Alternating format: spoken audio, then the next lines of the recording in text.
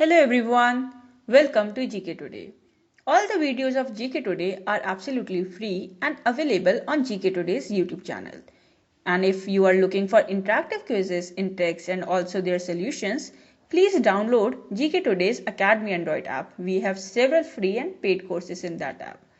Now this particular series is of 60 videos and in each video we are going to discuss select 15 questions and we shall also do 500 test questions after end of this series.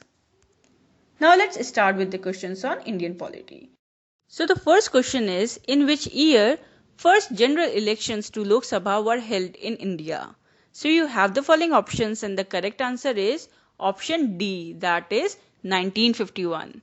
See, the first general elections to elect members of Lok Sabha were held between October 25, 1951 and March 27, 1952.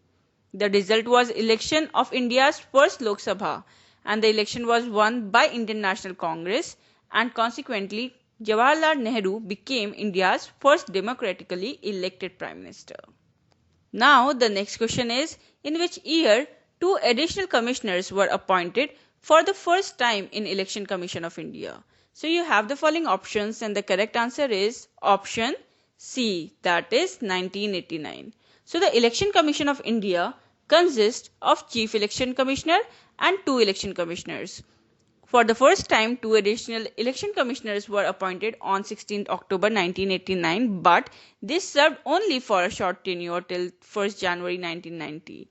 Later on 1st October 1993, two additional election commissioners were appointed. Moving ahead with the next question. So the Election Commission of India is not concerned with the election of which among the following? So you have the following options and the correct answer is option C, that is panchayats and municipalities in the state. See, the Election Commission of India has the power of superintendence and direction and control of elections to the parliament, state legislatures, president and vice president. Moving ahead with the next question. So the Election Commission is constituted under which article of the Constitution of India? So you have the following options and the correct answer is option A, that is article 324. So the Election Commission is constituted under article 324 of the Constitution of India and it is a permanent and an independent body established by the Indian Constitution directly to ensure free and fair elections in the country. Now the next question is, who conducts elections to panchayats and municipalities in the states? So you have the following options and the correct answer is option B, that is State Election Commission. So the Constitution of India provides for a separate State Election Commission for elections to the panchayats and municipalities in the state. Now the next question is, who determines the condition of services and tenure of office of the election commissioners and the regional commissioners of Election Commission of India? So you have the following options and the correct answer is option B, that is the president. So according to the Constitution of India, the conditions of service and tenure of office of the election commissioners and the regional commissioners shall be determined by the president of the India. Now the next question is, till which year the Election Commission of India functioned as a single member body? So you have the following options and the correct answer is option C, that is 1989. See, since its formation in the year 1950 till October 15, 1989, the Election Commission functioned as a single member body consisting only a Chief Election Commissioner. Now the next question is, in which year two posts of election commissioners created in 1989 were abolished? So you have the following options and the correct answer is option B, that is 1990. So the two posts of election commissioners who were created in 1989 were abolished in January 1990 and the Election Commission was again made a single member body. But again in October 1993, the President of India appointed two more election commissioners.